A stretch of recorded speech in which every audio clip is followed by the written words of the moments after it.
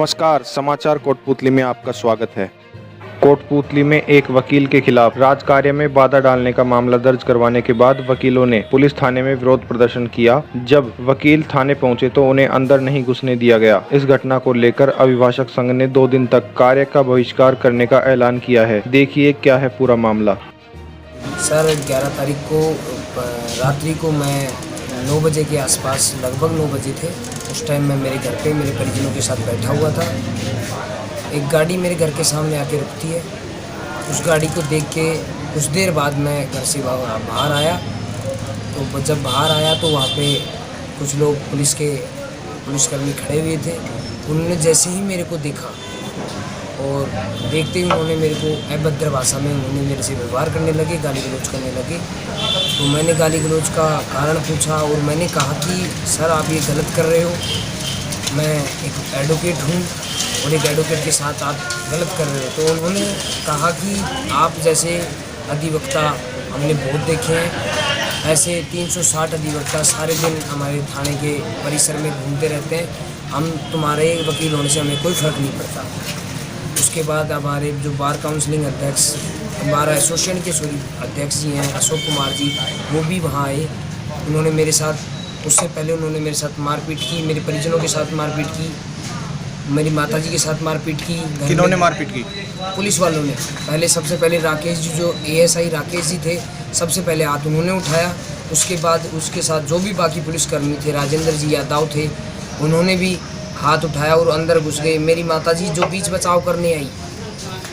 क्या मैटर था, किस कारण ऐसा हुआ? सब मुझे वो सिर्फ और सिर्फ मेरे घर के सामने खड़े हुए थे, ना मैंने उनसे कोई पूछताछ की ना कुछ और।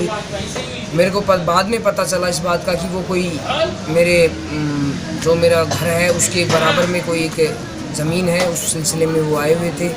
मेरे को ये नहीं पता कि उससे पहले मेरे को नहीं पता था कि वो किस वजह से आए हुए हैं, किस वजह से नहीं आए हैं।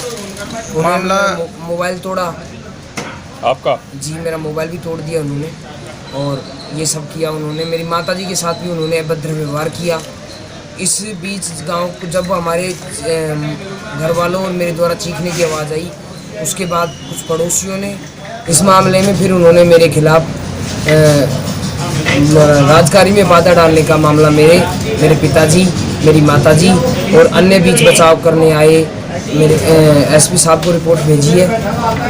और सोमवार तक मैं इस प्रकरण में मैंने इधर थाने में दी, उन्होंने दर्ज नहीं की। एडिशनल एसपी साहब को दी रिपोर्ट, वहाँ से भी मेरी रिपोर्ट अब तक दर्ज नहीं हुई है।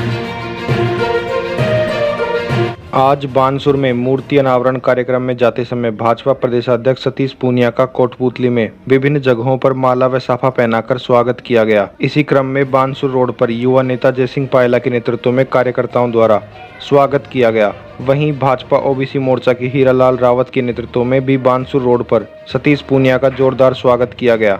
इस दौरान हेमंत राठौड़, धर्मवीर राठौड़, सुभाष पायला, मुखिया पायला, उप प्रधान प्रतिनिधि राजेंद्र रईसा, सावतराम रावत, शीशराम रावत, नरेश मेहरा, मनोज गुर्जर समेत बड़ी संख्या में लोग मौजूद रहे। कांग्रेस इस समय निराशा के दौर से गुजर रही है। उसको पूरे देश ने वैचारिक और सैद्धांतिक रूप से नकार दिया है।